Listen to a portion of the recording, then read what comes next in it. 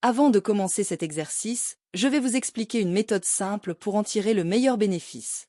D'abord, je vous conseille de regarder la vidéo une première fois avec les sous-titres activés. Cela va vous aider à mieux comprendre le contenu, en faisant le lien entre ce que vous entendez et les mots écrits. Ensuite, regardez la vidéo une deuxième fois sans les sous-titres, pour vous concentrer uniquement sur l'écoute et renforcer votre compréhension auditive. Enfin, prenez un cahier et écrivez quelques phrases clés que vous avez retenues de l'épisode. Ce sera une bonne façon de consolider ce que vous avez appris tout en pratiquant l'écriture en français. En suivant cette méthode, vous verrez des progrès dans votre compréhension et votre capacité à vous exprimer en français. C'est parti!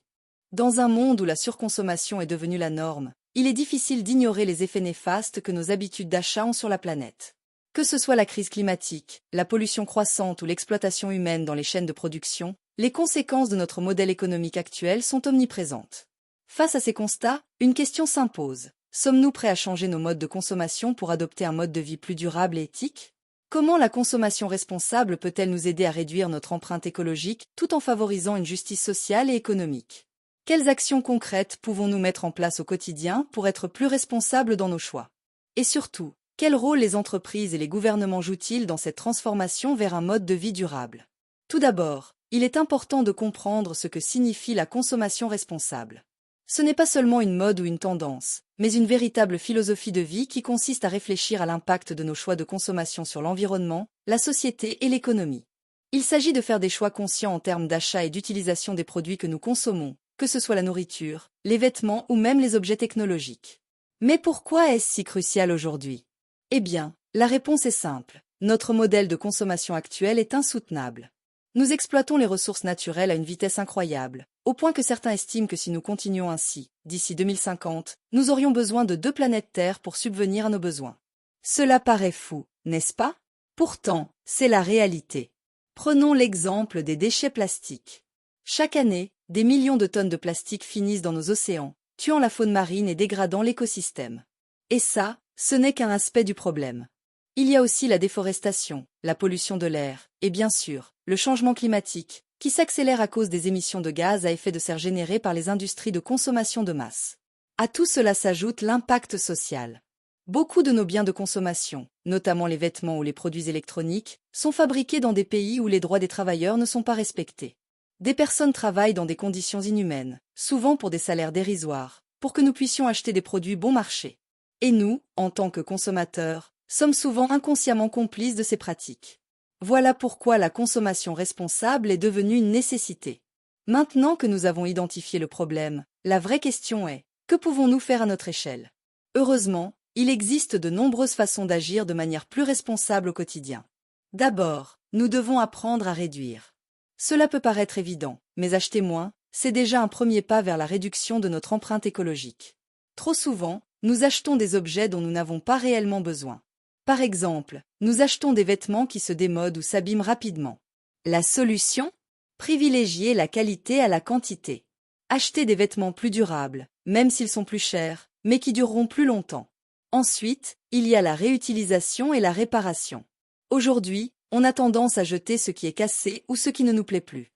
Pourquoi ne pas essayer de réparer ce qui peut l'être? Des initiatives comme les repères cafés, où les gens se réunissent pour réparer ensemble leurs objets cassés, sont d'excellentes alternatives. Réparer un objet permet non seulement d'économiser de l'argent, mais aussi de limiter la production de déchets. Puis, vient le recyclage. Chaque geste compte. Trier ses déchets, éviter les emballages inutiles, acheter en vrac. Tout cela participe à la réduction des déchets. On peut même aller plus loin en rejoignant le mouvement zéro déchet, qui vise à réduire au maximum notre production de déchets en adoptant des alternatives réutilisables.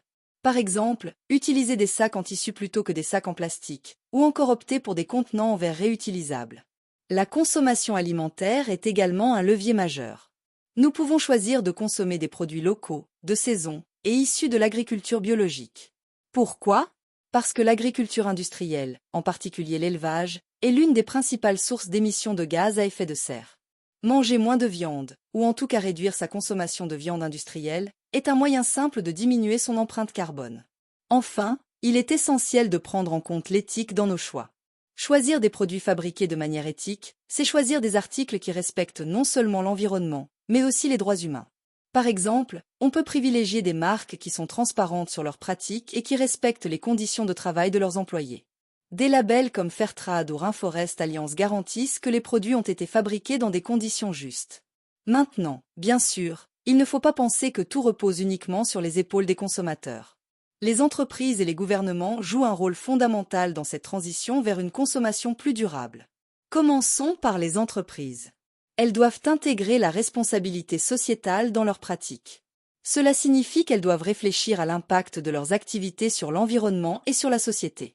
De plus en plus, les consommateurs exigent de la transparence. Et les entreprises qui ne s'engagent pas sur cette voie risquent de perdre la confiance de leurs clients. Certaines entreprises adoptent d'ailleurs des modèles économiques innovants, comme l'économie circulaire.